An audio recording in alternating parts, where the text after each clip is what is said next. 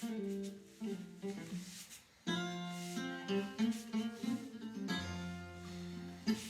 je m'assois en tailleur, le dos bien droit, les mains sur les genoux, le menton descendu un tout petit peu.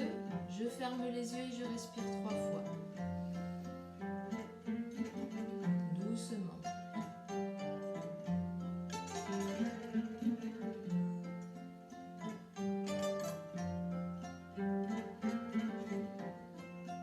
Je tourne la tête dans un sens.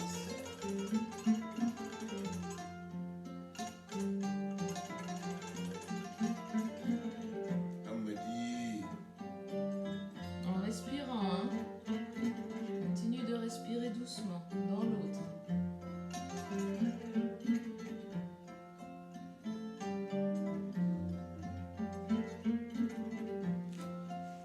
Je frotte mes mains.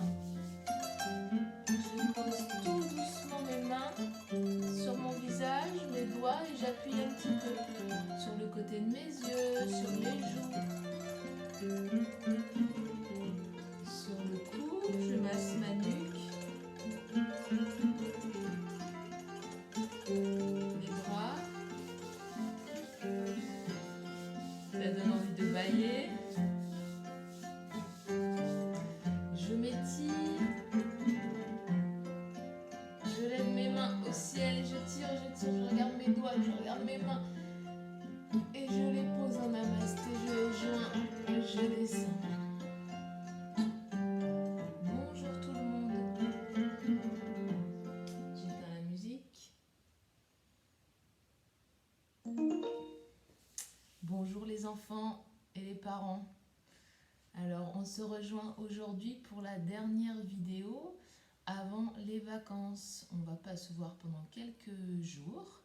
Je vais vous envoyer plein d'activités, plein de jeux à réaliser à la maison pour continuer de s'amuser en travaillant, de travailler en s'amusant sur le Padlet de l'école. Je vous en reparlerai à la fin de la vidéo. On fait la date d'abord. Vous voyez, hier c'était le jour bleu. Quel est le jour bleu? On refait la comptine de la semaine. Lundi est tout gris. Jaune clair est le mardi. Mercredi rose, on se repose. Jeudi bleu vient son tour. Vendredi vert, comme toujours. Samedi rouge. Dimanche blanc, c'est la joie des enfants. Donc on a entendu jeudi bleu vient son tour. Au revoir le jeudi. Bonjour le vendredi. Vendredi. Alors, je ressors ma petite chenille qui fait des trous. Hier, pour ceux qui ont suivi la vidéo, je vous ai envoyé sur le Padlet de la classe d'Amélie pour écouter l'histoire de la chenille qui fait des trous d'Éric Carle. Ensuite, il y avait une petite activité proposée pour réaliser un livre à conter à la manière de l'auteur, Éric Carle. J'ai reçu un livre à conter magnifique. Je félicite celle qui a fait ce très beau livre à conter qui me l'a envoyé sur mon adresse mail. Elle se reconnaîtra. Donc je représente le livre à conter rapidement pour que vous puissiez, ceux qui n'ont pas eu le temps de le faire hier, le faire aujourd'hui. Le livre à compter en forme de chenille qui se déplie et qui se plie. Lorsqu'elle avance, la chenille, c'est comme ça. Elle se plie et se déplie. Le lundi, elle fait un trou dans une pomme. Elle mange une pomme et fait un trou. Le mardi, elle mange 2 poires et fait 2 trous. Le mercredi, elle mange 3 prunes et fait 3 trous. Le jeudi, elle mange 4 fraises et fait 4 trous. J'en suis où? Le vendredi, elle mange 5 oranges et fait 5 trous. Le samedi, elle se remplit le ventre. Elle mange du gâteau, de la glace, de la pastèque, un pancake. Qu'est-ce qu'elle mange encore? Une sucette, du fromage, du saucisson, de la saucisse. Oh, il est temps de faire une petite diète. Alors le dimanche, elle mange, elle croque dans une feuille. Elle fait 6 trous, ça fait du bien. Et elle se transforme en chrysalide pour se transformer ensuite en un magnifique papillon. Je vous invite, pour ceux qui ne l'ont pas encore fait, à regarder sur le Padlet. Il y a un documentaire sur le cycle de la chenille, l'œuf. Ensuite, l'œuf se transforme en larve et en chenille. La chenille vient ensuite se loger dans une chrysalide pour la percer et déployer de magnifiques ailes de papillon. Est-ce que vous connaissez une chanson où on entend le mot papillon, qui parle de papillon? Une petite comptine que nous avons déjà chantée en classe. Vole, vole, vole, petit papillon, au-dessus de mon école. Vole, vole, vole, petit papillon, au-dessus de ma maison. Tournez, tournez, les jolis moulins. Frappez, frappez, vos petites mains. Tournez, tournez, les jolis moulins. Frappez, frappez, les petites mains. Vole, vole, vole, petit papillon, au-dessus de mon école. Vole, vole, vole, petit papillon, au-dessus de ma maison. Ah, ah, ah, les jolies mains. Oh, oh, oh, les jolis moulins. Vole, vole, vole, petit papillon, au-dessus de mon école. Vole, vole, vole, petit papillon, au-dessus de ma maison. Tournez, tournez, les jolis moulins. Tapez, tapez, les petites mains. Tournez, tournez, les jolis moulins. Tapez, tapez, les petites mains. Vous pouvez regarder et écouter cette chanson pour l'apprendre à la suite de la vidéo sur le Padlet dans la colonne Chanter en famille. On continue de chanter. J'ai reçu des vidéos de certains enfants de la classe qui ont bien appris la chanson de Coccinelle. Donc on reprend avec Coccinelle demoiselle. Coccinelle demoiselle bête, ah bon Dieu, les fourmis, les mouches, pardon. Coccinelle demoiselle vole vers les cieux. Petit point rouge, elle bouge. Petit point blanc, elle attend. Petit point noir, coccinelle, au revoir. On reprend une fois. Je parle des mouches parce qu'il y a des mouches qui volent dans mon salon et une est venue se poser sur la caméra de la tablette. Aïe aïe aïe. Donc c'est pour ça que vous me voyez faire des gestes comme ça. Et oui, on est dans les insectes, elles ont peut-être entendu, elles se sont invitées. Coccinelle demoiselle bête, ah bon Dieu. Coccinelle demoiselle vole vers les cieux. Petit point rouge, elle bouge. Petit point blanc, elle attend. Petit point noir, coccinelle, au revoir.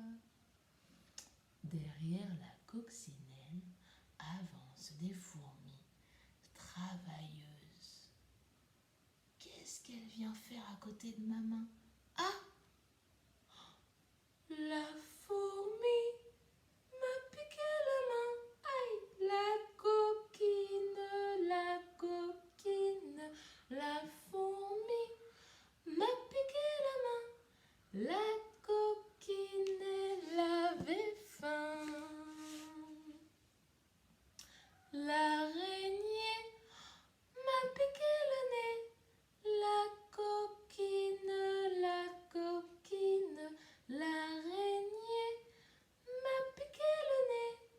La coquine, elle était fâchée. Et l'abeille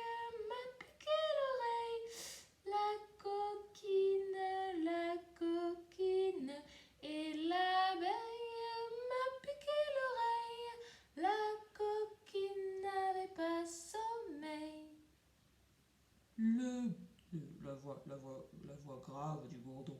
Le bourdon m'a piqué le menton. Le coquin, le bourdon m'a piqué le menton. Le coquin voulait un bonbon pour un autre bourdon. Et l'oiseau m'a piqué le dos. Le coquin, et l'oiseau m'a piqué le dos. Le coquin était un moineau. Vous avez entendu, lorsque j'ai chanté l'oiseau, on a entendu un très bel oiseau, un merle je pense, dans le jardin. Alors vous pouvez vous amuser aussi lorsque vous chantez, on le fait en classe souvent, de chanter avec la voix aiguë. La fourmi m'a piqué la main. Ou bien le bourdon avec la voix grave. La voix aiguë, elle est très haut. La voix grave, elle est plus basse. Aiguë. Grave. La fourmi. Le bourdon. Essayez de vous amuser à faire changer votre voix. Alors, j'ai entendu souvent une petite confusion. Oh, tiens, une petite fourmi qui marche sur le sol. Vous ne pouvez pas la voir. Décidément, tout le monde s'improvise des petites danses là devant moi ce matin, plein d'insectes.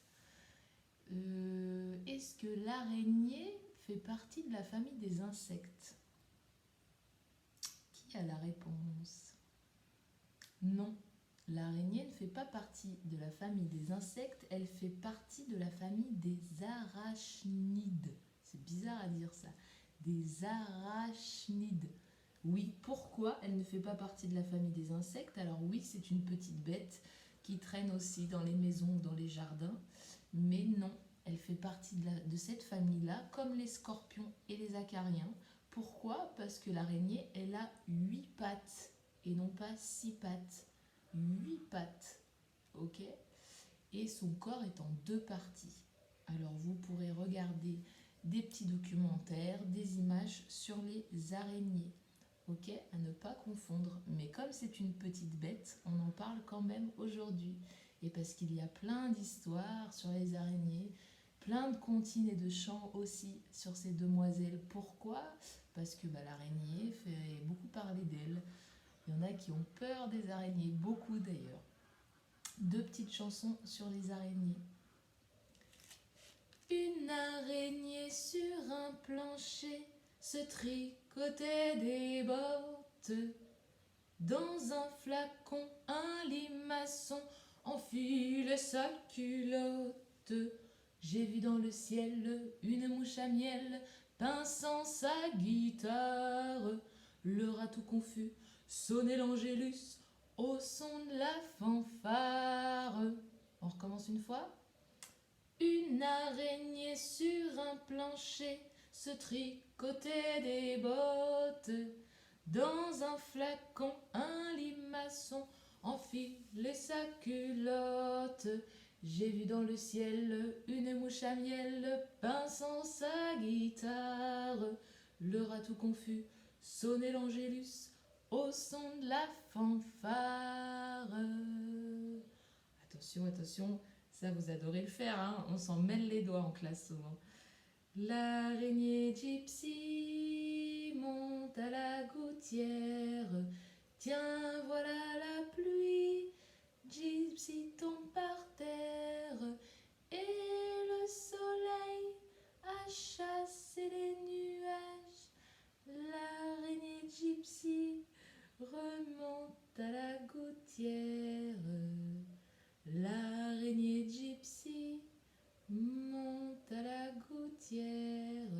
Tiens, voilà la pluie. Gypsy tombe par terre.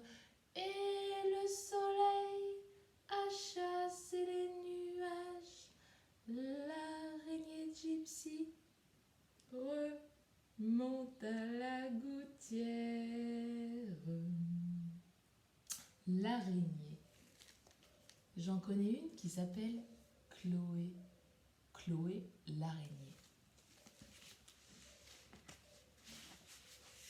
Il était une fois une petite araignée noire et velue à souhait qui s'appelait Chloé. Elle habitait une maison de poupée sous les combles d'une vieille demeure dans un endroit très sombre et très poussiéreux où jamais personne n'entrait.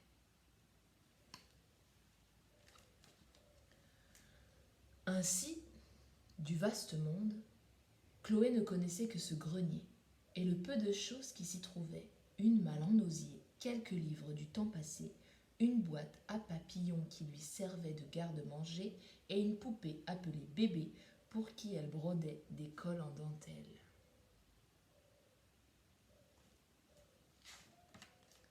Or, un jour, pendant qu'elle tissait aux fenêtres de sa maison des rideaux de soie, une souris vint à passer. « Si tu me donnes un peu de ton fil, je te dirai comment trouver un jardin où les papillons sont tendres à croquer. » Aussitôt dit, aussitôt fait. Comme Chloé en avait assez d'habiller le gros bébé, assez de grignoter des ailes de papillon desséchées, elle prit son fil et ses aiguilles et s'en alla trouver un autre logis. Ainsi font les petites araignées quand elles en ont assez.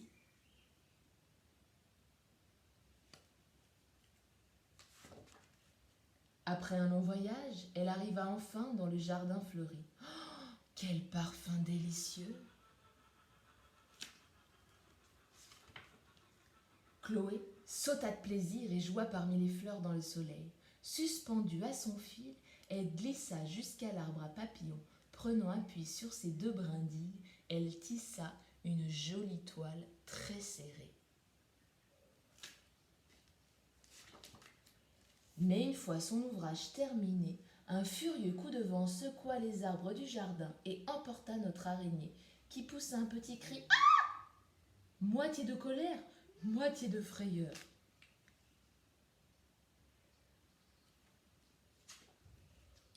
Elle vola un moment, puis retomba plus loin, toute décoiffée, aux portes d'un palais. Par le trou de la serrure, elle pénétra dans une salle brillamment éclairée et richement décorée. Devant tant de beauté, Chloé se dit qu'il fallait qu'elle aussi embellisse ce salon de la plus belle de ses toiles, et elle se mit aussitôt au travail. Mais son ouvrage terminé, quelqu'un cria « Quelle horreur! Enlevez-moi tout de suite cette saleté !» Un petit méchant coup de balai emporta toile et araignée. « Non, non, ça suffit, j'en ai assez d'être chassée. Au diable les courants d'air, au diable les coups de balai !» s'exclama-t-elle. « Plus jamais je n'écouterai une souris. » Et elle s'en fut en toute hâte. Voilà comment se termine cette histoire. Notre araignée retrouva enfin avec plaisir son grenier poussiéreux, sa maison de poupée et Bébé qui l'attendait. Si vous ne passez pas en courant d'air, un balai à la main, vous pourrez toujours aller voir Chloé. Peut-être tissera-t-elle un petit col pour votre poupée ou bien un petit nœud pour votre housse, qui sait. Et voilà l'histoire de Chloé l'araignée. Ah, j'entends bouger derrière dans la plante. Attends, je vais la chercher. Qui c'est? Mais tiens, mais c'est toi? On t'a pas vu depuis un moment. Mademoiselle Sababou. Eh oui, je ne suis pas venue pendant longtemps, car moi les insectes, c'est pas ma tasse de thé. Mais vous savez ce que j'aime dans la vie par-dessus tout? Vous savez que j'aime profiter, d'observer les choses dans le jardin. Moi, ce que j'aime, c'est écouter les oiseaux. Allongez-vous dans l'herbe pendant les vacances. Ouvrez grand vos oreilles et écoutez le chant des oiseaux. Amélie aussi, je crois qu'elle aime le chant des oiseaux. Regardez sur sa robe. Il y en a plein. Alors, écoutons, rêvons, observons les oiseaux et à la rentrée, on se verra ensemble pour en parler. Je vous embrasse et je vous souhaite de bonnes vacances. Merci Sababou. Bonnes vacances. Au revoir tout le monde. Bonnes vacances.